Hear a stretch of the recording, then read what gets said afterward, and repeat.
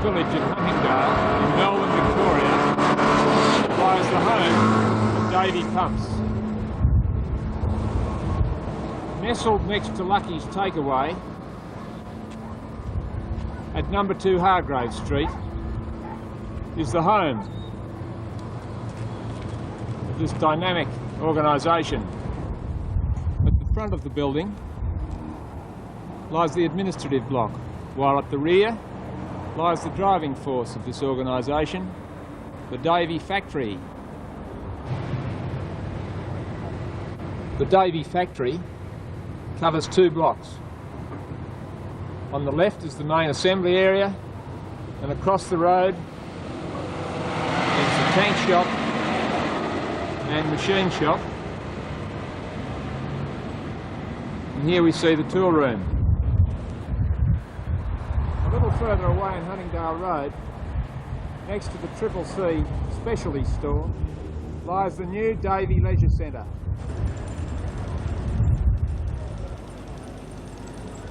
Here we see the National Sales Manager entering the Leisure Centre for the first time.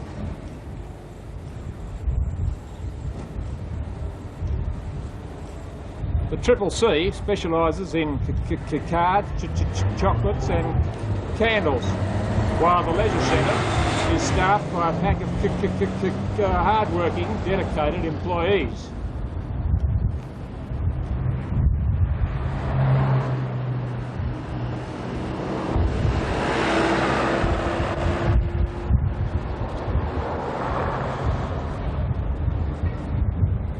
Here we see an employee just returning from lunch.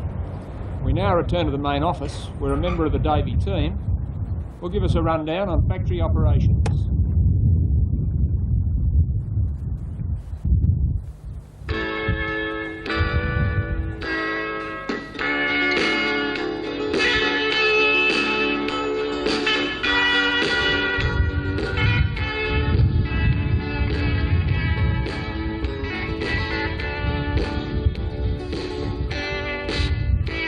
Well, if your pumps ain't pumping water like they oughta, get a Davey.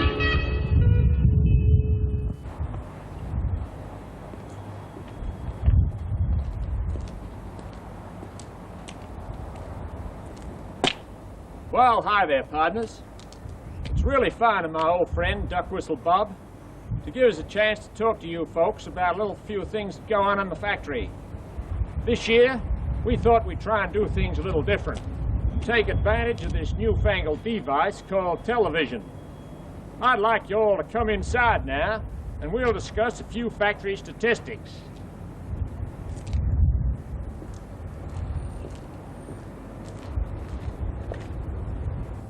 Hi there, here we are again. First, let's have a look at factory output. In 1981, we produced 62,000 units. In 1982, 70,000 units. This gave us an average growth of 13%. On that basis, in 1983, we expect to produce 78,000 units. You may well recall, last year I presented my old mate Duck Whistle Bob with a customer calling device, and we set a sales target for 1982 of 80,000 units. Now that wasn't met, and I don't know what Bob did with that duck whistle, but he sure didn't stick it in his mouth. We've got 2 main objectives in the factory in 1983. The first is to provide capacity to make the pumps you want, and the second is cost reduction. Let's now go into the factory and have a look at how some of these objectives are being met. This year, to help with cost reduction, we purchased a die casting machine. It's an Idra 380 tonne. Here you see the machine in operation.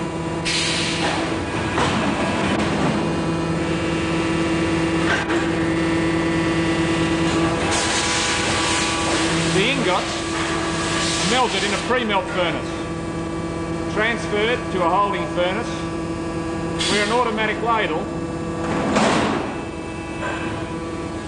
transfers the hot metal into the machine. The ram then forces the metal into the die where it cools,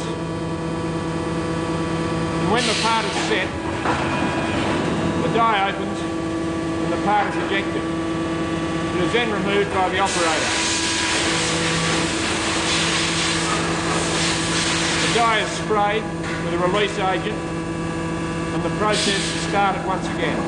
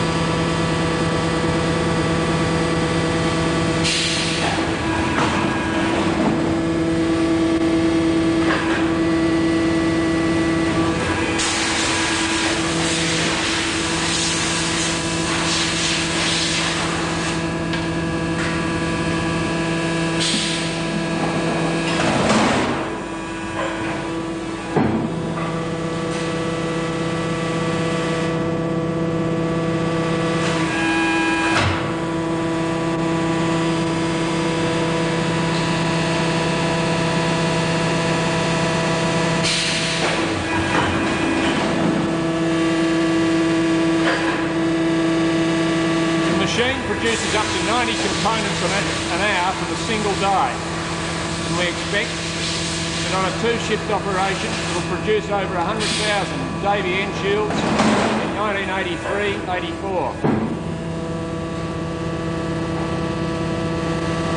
1983-84. Before the machine is shut down, the hot metal must be removed from both furnaces.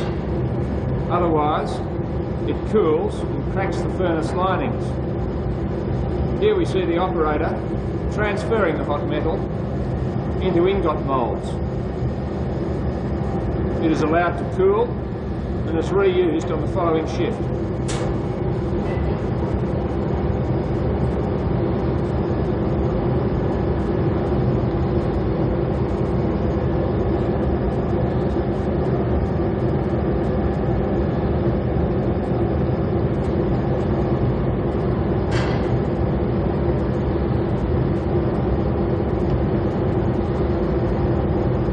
Scrap from the process can also be remelted and reused.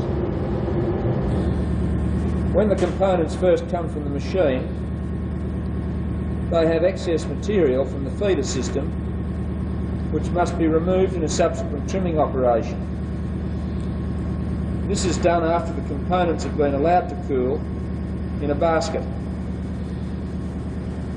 Here we see the trim press in which this operation is conducted. After trimming, the components are transferred in baskets to the machine shop. Here we see one of the machines used for machining end shields before their assembly into the final product.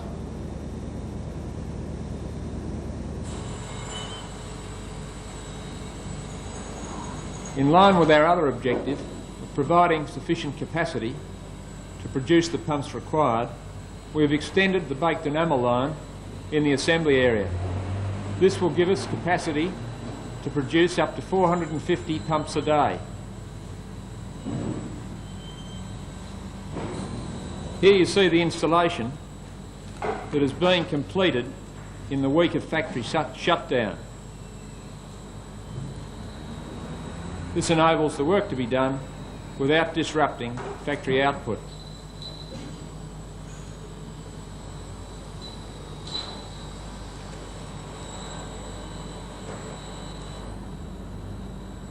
As you're all aware by now, this year Davey will be producing a range of filters for the first time.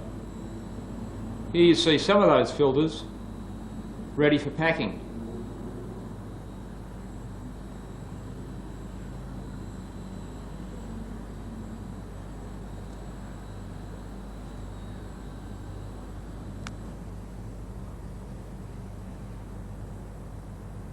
Here we see the stock of filters awaiting assembly.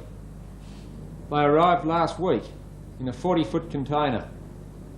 And as you can see, many of them have already been assembled.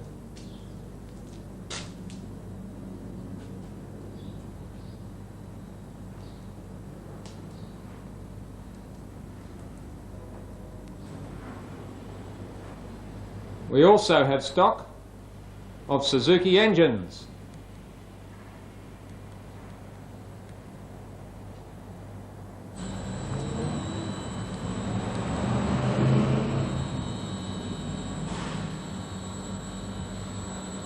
Here we see some Suzukis rolling off the assembly line.